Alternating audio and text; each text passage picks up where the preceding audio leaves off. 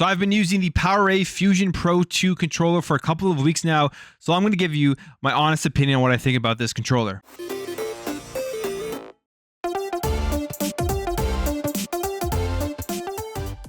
So first of all, before we get into this, PowerA did send me over this controller to take a look at, to review, and to give my thoughts on.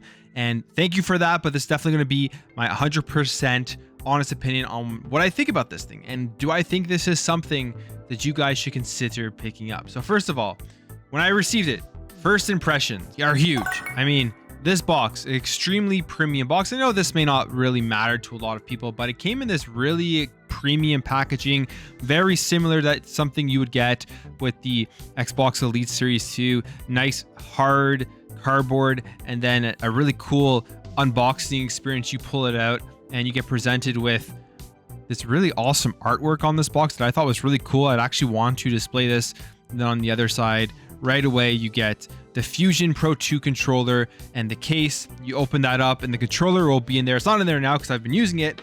And then you get all of the additional accessories that come with it. So you get the case, you get the additional joysticks, and then you also get a faceplate, which I'll show you what that's all about later. And then you get a back cover. I believe this is for if you aren't using the actual back pedals that come with it. So that's a really cool thing. I was really happy with that unboxing experience. I was pretty blown away by just how premium this felt when I actually received it and then opened it up. And the reason why I was so blown away is because this is on the cheaper end, you could say, of a pro controller, of an Elite Series style controller.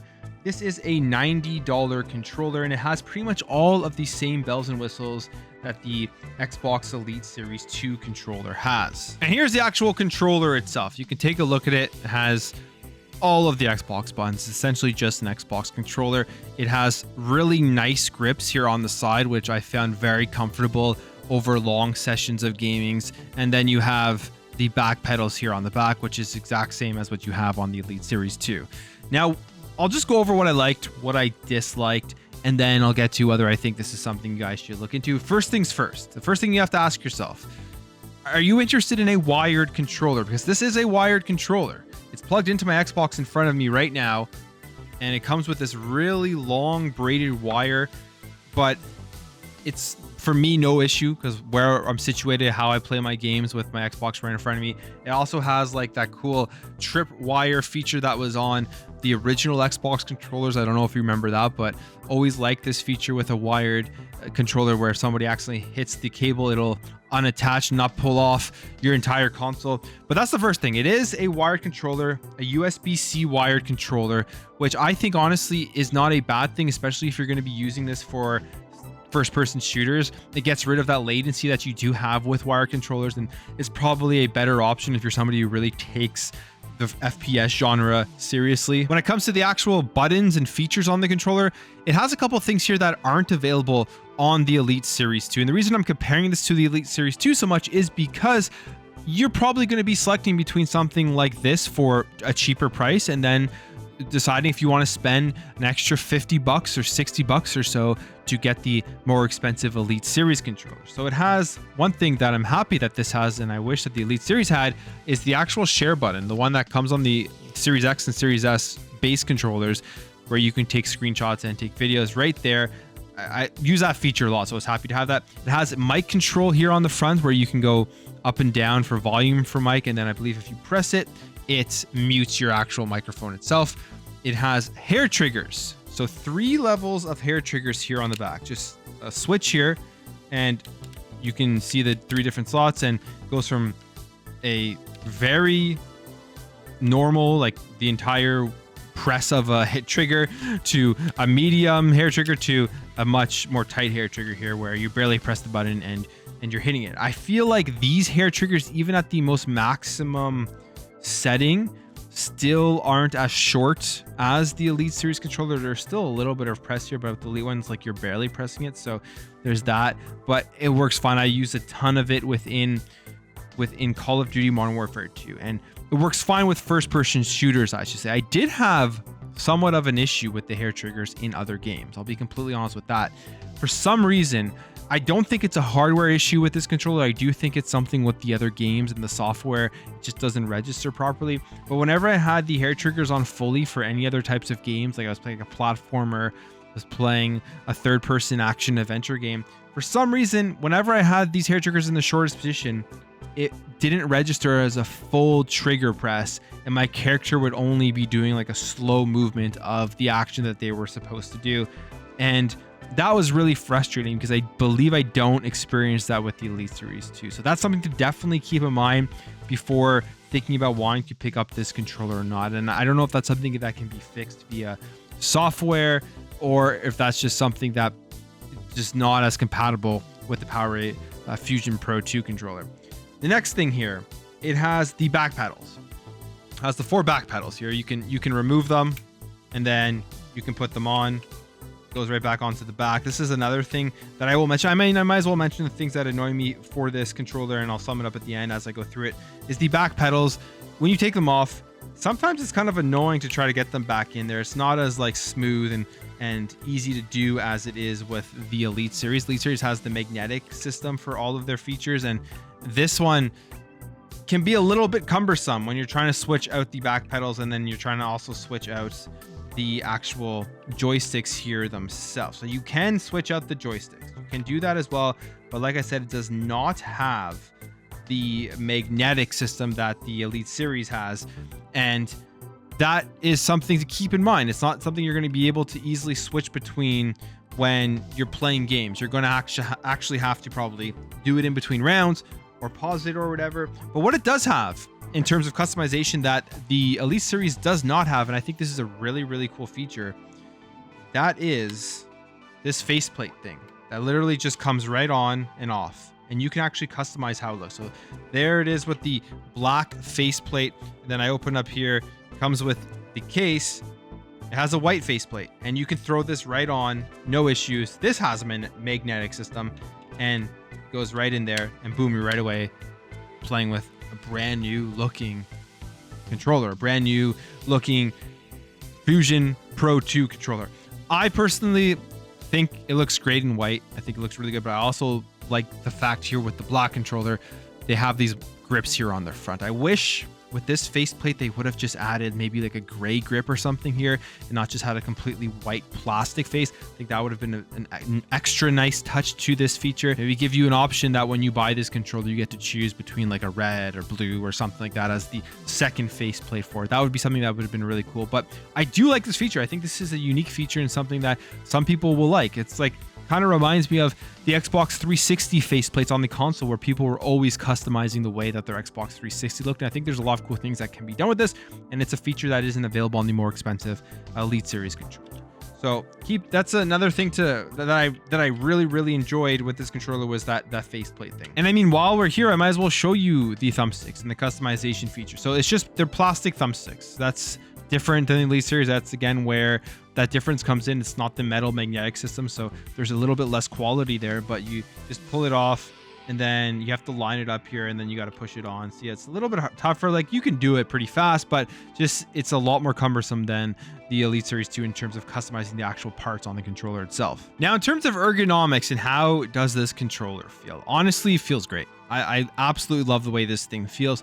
Essentially feels the exact same as an Xbox controller, and even though it's wired, it has a ton of heft to it. Like, it is a heavy controller. It's not light, and I like my controllers heavy. I don't like these light feeling controllers that you feel like if you drop, they're gonna break.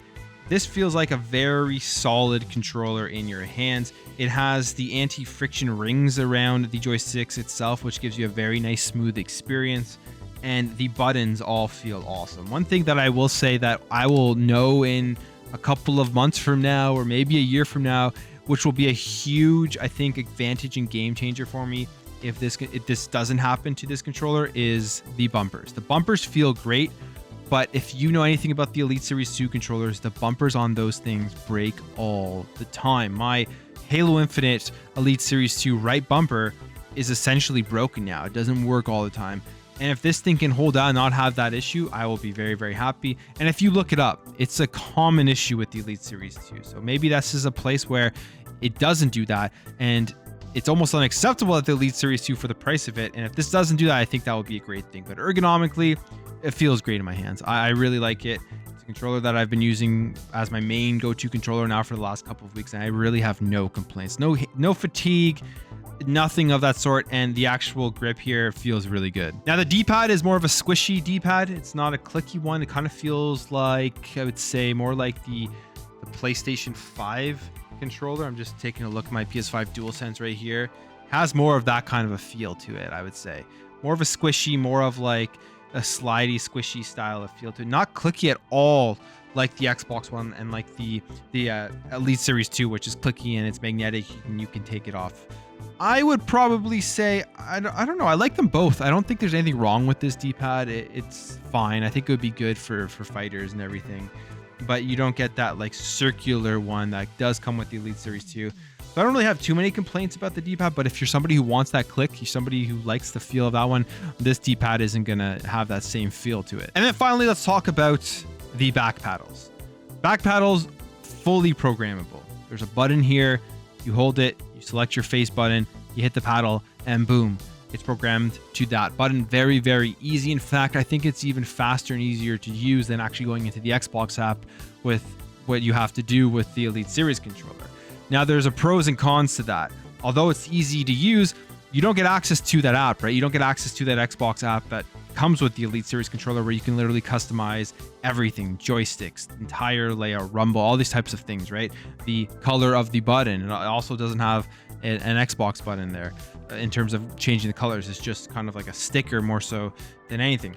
So it works great. I don't think anybody are going to be that disappointed by not having access to the app unless you're somebody who fine-tuned every little piece, or you're somebody who wants to fine-tune every little piece. Then you're not going to get access to that, so that is a drawback. But you can definitely program these on the fly in the middle of a match, so I like that. But I will say the back paddles, although I had no issues with them and I thought that they felt decent, the Elite Series 2 back paddles are better. They feel better. These feel slightly a bit loose. I don't know what it is. It's not like they're loose. They just don't feel as sturdy as the Elite Series. There's something with the back paddles that is just not as good. You'd have to play it yourself to see it. It's just not as good as the Elite Series. But it's not something that's bad.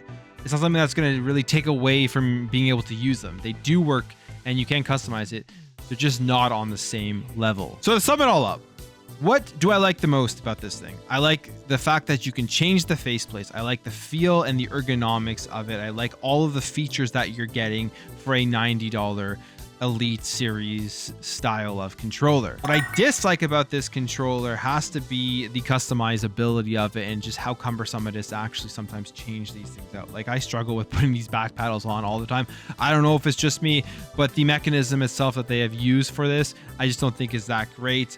I don't like, again, the sticks here and that. I would have loved for them to just put like a metal piece here where it's more along the lines of having just the snap in, snap out that you have with the Elite Series controller. And then I don't like the fact that the hair triggers seem to have not worked well with certain games. You just have to go to the normal trigger press to make sure that you're getting the functionality out of it.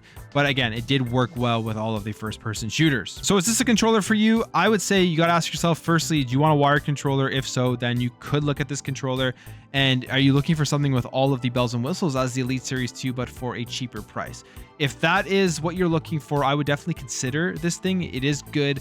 The biggest thing I think when it comes to controllers are the ergonomics. Does it feel well? Can you spend hours playing and will your hands hurt? And are you feeling that you're losing matches or you're not playing the game as well as you can because of the controller? I didn't feel that once. There was no issues with that, and I'll probably continue using this. So I would say, hey, if you're looking for wired, you're more in the budget price of a $90 or less or whatever, you could consider looking at this one. But if you want the full experience, you want the full Elite Series controller, I would just spend that more money on the Elite Series Core controller or the full Elite Series 2. But if you are considering this, you can get 5% off by using code Plume Network. I'll have the link and the code in the description below as well as in the pinned comment. But that's it for me, guys. If you enjoyed this video, make sure to hit that thumbs up button. Let me know what you think about this controller, if you've used it or if you're considering it. I would really love to hear your thoughts on that.